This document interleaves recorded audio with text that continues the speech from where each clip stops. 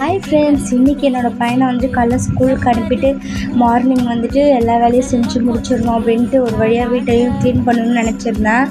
அதுக்கப்புறம் மாவு பார்த்திங்கன்னா ஆயிடுச்சு. அதனால் வந்துட்டு அரிசி ஊற வச்சுருந்தேன். அதுக்கப்புறம் பார்த்திங்கன்னா இந்த மாதம் ரேஷன் வேறு போகணும்.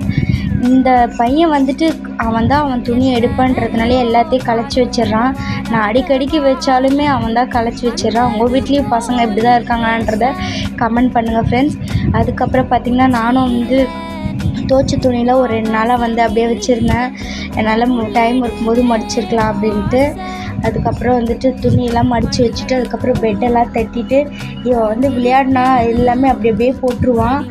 எனக்கு அது ஒரு வேலையும் வச்சிடுவான். அதுக்கப்புறம் பார்த்திங்கன்னா மார்னிங் வந்துட்டு கொஞ்சம் சாம்பார் இருந்தது, அதையும் தேய்ச்சி முடிச்சிட்டேன்.